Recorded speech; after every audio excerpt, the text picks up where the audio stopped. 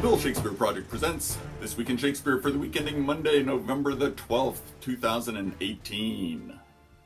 Hola, Bartophiles, I'm Bill, and welcome to the 220th episode of This Week in Shakespeare, a video release brought to you by the Bill Shakespeare Project.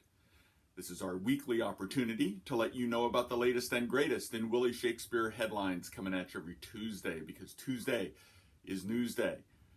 Now, if you hear that sound outside, that's the Santa Ana winds blowing in Southern California, where we're trying not to burn. So it's been a long week. Anyway, the goal here is to hit you with a quick blast, no more than 10 minutes tops of Bard-related news. Plus, we'll try to serve up some historical dates for what were the past 7 days of the year. So this week's abridged version of the news includes Detroit News ran the story of the opening of Shakespeare in Detroit's 12th Night, their last production before taking a hiatus during 2019 while they build a new theater. They will reopen in 2020. The Mancata Free Press ran the story previewing a production of Measure for Measure at the Gustavus Adolphus College that uses a combination of actors and life-size puppets to tell the story. It sounds fascinating. And finally, I told you it was a shortened version, The Guardian ran an interesting op-ed comparing Prince Charles to Richard II.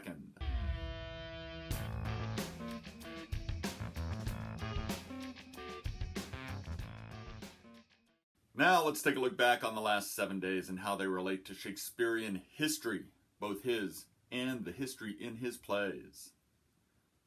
A boatload happened on November the 6th.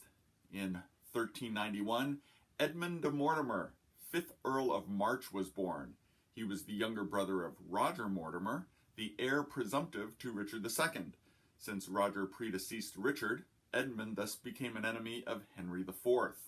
The plot of Hotspur and the Percys to bring him to the throne was depicted in Henry IV Part 1. Also on this date, in 1429, Henry VI was coronated at the age of 8, although his father Henry V had died when his son was only 9 months old. And finally on this date, in 1558, Thomas Kyd, a dramatist contemporary of Shakespeare's, was born.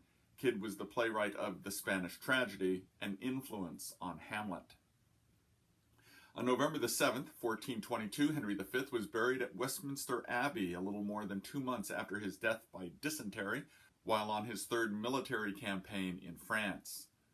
On November the 8th, 1989, the soundtrack album from Kenneth Branagh's film version of Henry V was released in the U.S. The film marked a continuation of the long-running creative relationship between Branagh and the soundtrack's composer, Patrick Doyle.